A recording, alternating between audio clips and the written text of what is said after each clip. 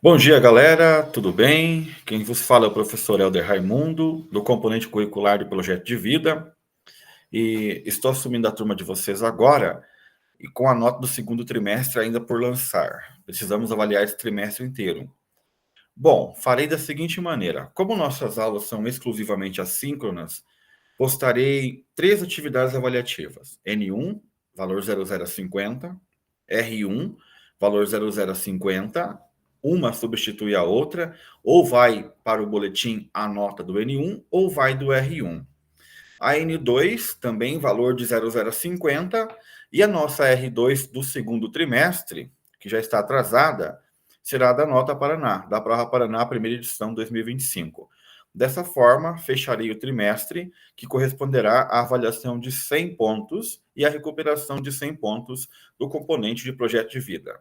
Como eu iniciei agora com vocês, a nossa avaliação já está atrasada. Era para ter vindo o substituto e acabei assumindo a turma de modo repentino. Para a primeira atividade, eu deixei lá no Classroom de vocês a temática Projeto de Vida e as Exigências do Mundo do Trabalho 1 e 2. E eu vou comentar brevemente, porque nem sempre apenas postando dá para entender. Projeto de vida, como vocês sabem, é um componente mais simples, mais tranquilo de ser abordado, não há nada de excepcional, de modo que vou tentar ser o mais breve possível. Exigências no mundo do trabalho. Trabalhar em equipe, que é uma das maiores habilidades desse nosso tempo. Afinal, se você não consegue trabalhar em equipe, dificilmente conseguirá se inserir em qualquer mercado de trabalho. Isso significa que você não precisa gostar da pessoa para trabalhar. Às vezes, ao contrário.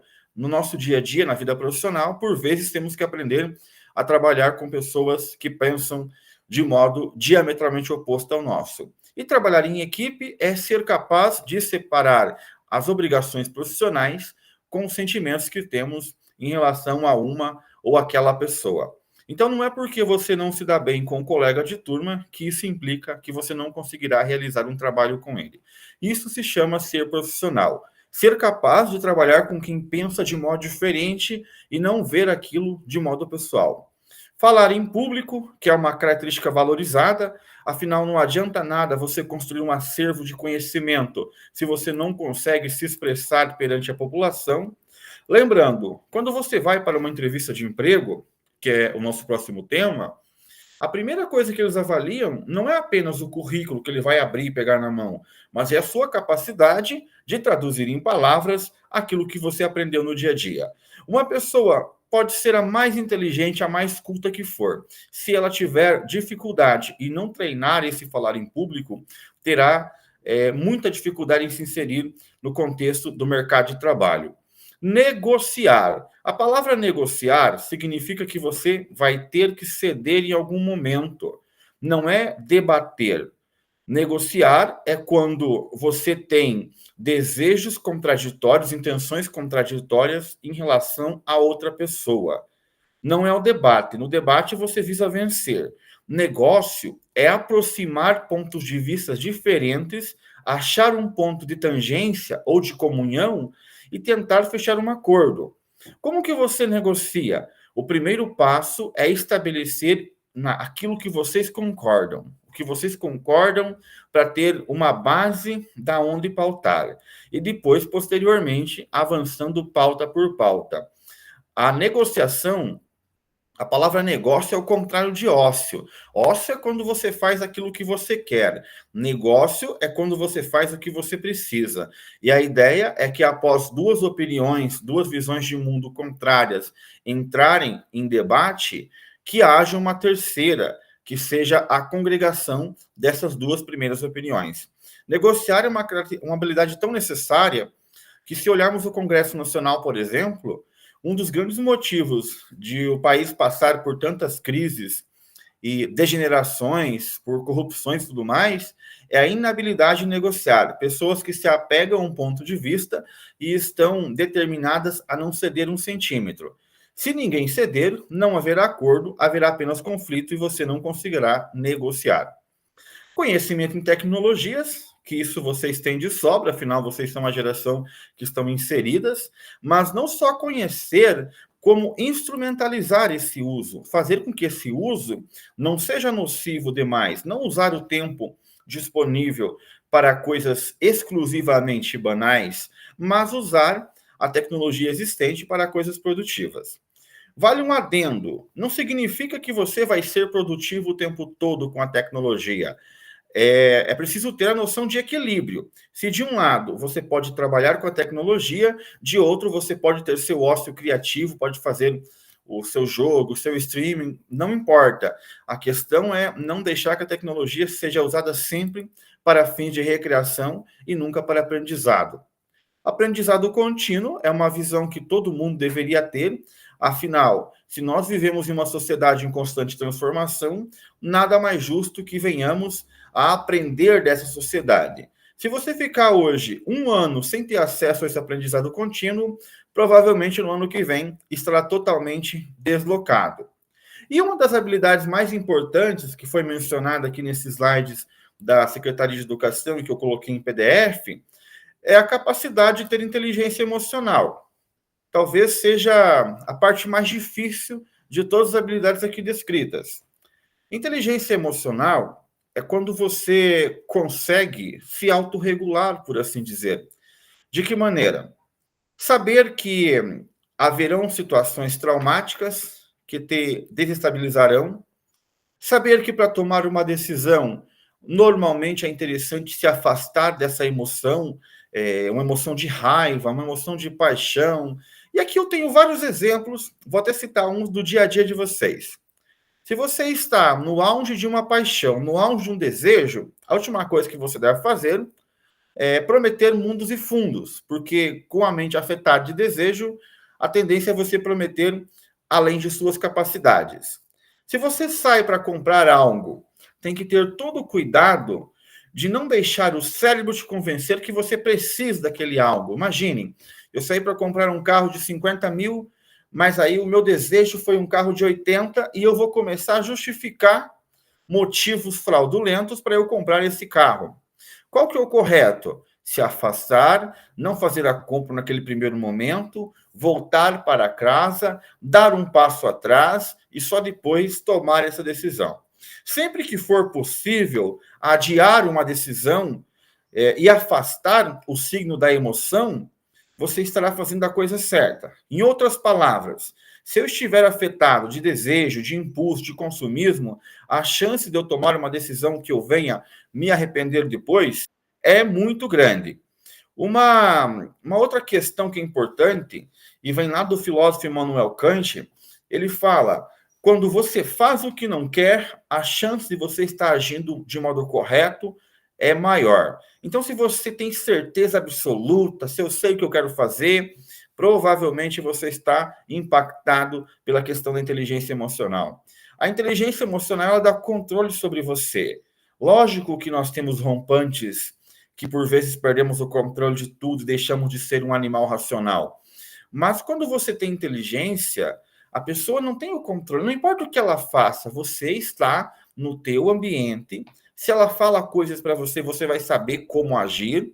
Agora, se você é afetado de ódio, deixa aquele ódio transparecer. Se a pessoa fala uma coisa que desagrada e você se desestabiliza, ela vai virar dona de você, ela vai manipular a tua própria vida. Nós temos que assumir as rédeas da própria vida dentro de certos limites, que são os limites humanos, e não deixar que outra pessoa qualquer atrapalhe a nossa inteligência, nosso modo de agir. Se a pessoa surtar, ela que surte sozinha, porque eu permanecerei na minha plenitude. Posso até me exaltar algumas vezes, mas até essa exaltação tende a ser racionalizada, instrumentalizada e reflexiva sobre o que eu estou fazendo. Então, isso é o que é ter inteligência emocional, claro que de modo bem reduzido. Capacidade analítica é a habilidade de você analisar as coisas, de você separar sujeitos e coisas, de analisar processos, chegar a uma conclusão. Analisar é se posicionar diante do mundo. Bom relacionamento interpessoal é saber se relacionar com as pessoas, e aqui fica outro adendo. Saber se relacionar com alguém não é ceder à vontade do outro. Não seja um Zé Ninguém que obedece aqui e acolá para não desagradar. Ser legal, ser sociável, não é o mesmo de ser compassivo, ser frouxo. Vai ter momento que você terá de desagradar as pessoas e está tudo certo. Isso não se confunde com um mau relacionamento interpessoal. A habilidade da liderança é aquela pessoa que puxa. Vamos pensar um trabalho em grupo para vocês. Quem que é o líder? O líder é aquele que já puxa à frente, já toma ideia. Então, foi solicitado isso, foi solicitado aquilo, eu já vou fazendo tal coisa, distribuo isso. O líder, ele tem clareza, ele fala as coisas de modo claro e já determina o que precisa ser feito. É uma habilidade que também precisa ser desenvolvida. O líder tem que conhecer seus subordinados. De que maneira? Para entender quais são as potencialidades e as deficiências de quem ele lidera. As mudanças no mercado de trabalho, eu creio que não seja necessário passar para vocês. Trabalhar remotamente, participação das mulheres são temas que já sempre se fazem presente. Habilidades valorizadas pelo mercado de trabalho. Pensamento crítico, que é a capacidade de refletir sobre algo. Criatividade, inventar coisas que não existem. A autonomia está ligado a uma pessoa que consegue as respostas, que não fica o tempo todo solicitando ajuda, mas ela consegue se organizar sem ter que ser supervisionada. Evidentemente, se você tem uma dificuldade sobre algo, muito melhor que você solicite o apoio de alguém. Mas à medida que o tempo passa, a autonomia significa que você não precisa ser fiscalizada, não tem ninguém falando para você fazer o óbvio. A supervisão ela serve para te ajudar em coisas que você ainda não domina. Se você já domina o processo, não espere outra pessoa te mandar, ou faça isso, faça aquilo. Tome a liderança e seja autônomo.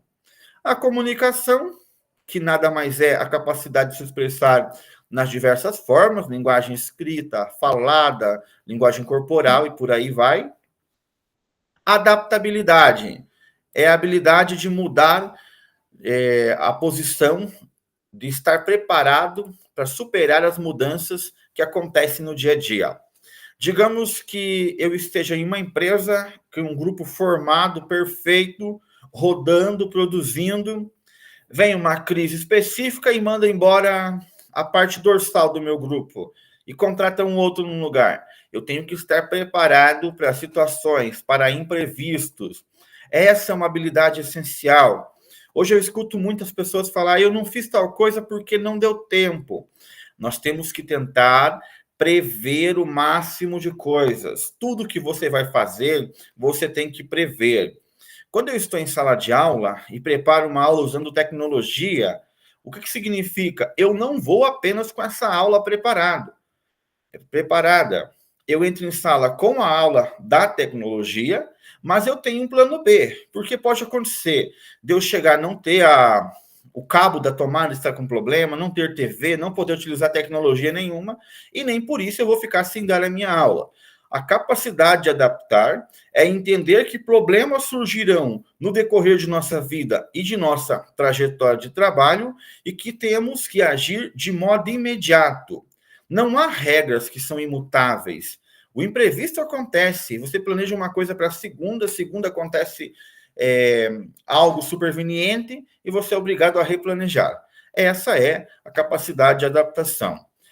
A resiliência, uma habilidade que vem da física e que é um termo muito comum que os coaches usam, a capacidade de resistir e superar qualquer adversidade que surge. Bom, essa primeira atividade é o nosso N1, com data de entrega até sexta-feira. Você pode tanto entregar de modo físico ou enviar no meu e-mail. No caso, se quiser entregar sábado, pode enviar no meu e-mail pelo Class, a foto da folha. E são umas perguntas bem banais ali, que eu deixarei para vocês, não lerei.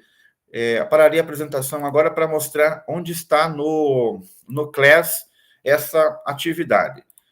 Então, a sala virtual de vocês, Projeto de Vida, já estou projetando aqui. Deixa eu ver se vai dar certo. Projeto de Vida, lá no item Atividades. A N1 está por tópico aqui, certo? Vai ver as instruções.